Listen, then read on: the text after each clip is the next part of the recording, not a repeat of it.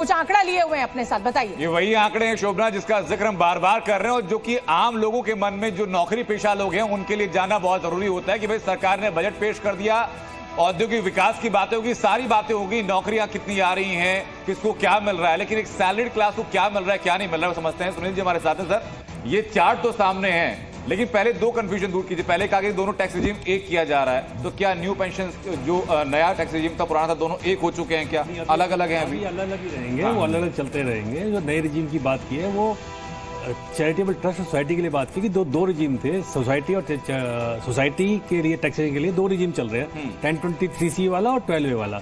उसको भी कह रहे हैं कि हम मर्ज कर रहे हैं। ओल्ड टैक्स रिजीम और नए रिजीम में कोई कंफ्यूजन नहीं है, वो अलग अलग ही चलते रहेंगे। और अब ये चार्ट क्या कहता है सर, जरा समझाइए कि कितना कमाने वाले लोगों को कितने का फायदा हो रहा है? देखिए पहली बात तो आप मान लीजिए कि सबसे जो मैक्सिमम फायदा है वो 17,500 रुपए का है आपको। हाँ। तो आपका जो फायदा है वो 1 रुपए से लेके 17,500 रुपए। अगर आप 15 से 20 लाख या 20 लाख से ऊपर कमाते हैं तो ठीक, तो ये फायदा है। हाँ। और इसके अलावा कोई फायदा नहीं है, क्योंकि दो ही डिडक्शन दी है, दो ही बातें की है मैडम ने। एक तो कहा है कि स्टैंडर्ड डिडक्शन हमने 50,000 से 76,000 रुपए कर दी, एक बात तो ये सही।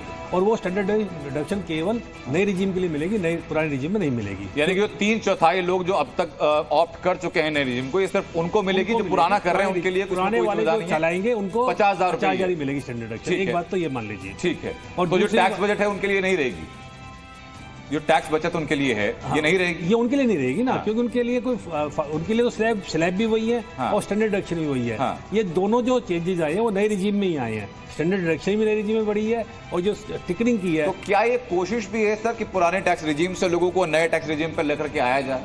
नहीं, कोशिश नहीं है, वही कोशिश है।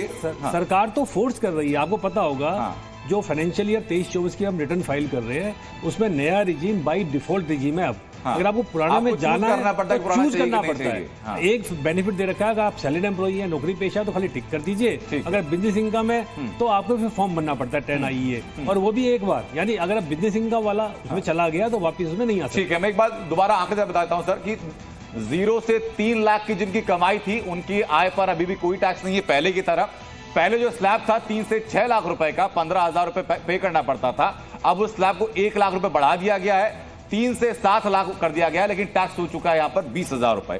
पहले जो स्लैब था 6 से 9 लाख रुपए 30,000 रुपए टैक्स था, अब उसको 7 से 10 कर दिया गया, लेकिन टैक्स उतना का उतना ही है 30,000 रुपए। यानी कि जो 7 लाख वाले थे सर उनको नुकसान हुआ पहले से? नहीं, 7 लाख नुकसान तो नहीं हो सकता ना, 7 लाख फायदा हुआ, फायदा हो गया। ठीक है। जो 9 से 12 लाख वाले थे उनको 45,000 रुपए सालाना टैक्स था, अब वही बढ़ा करके 10 से 12 लाख रुपए 45 से 30,000 रुपए कर दिया गया, 15,000 रुपए ऑन एन एवरेज उस 12 लाख रुपए वाले के लिए कम हुआ है, उसको यहां सीधा फायदा हो गया।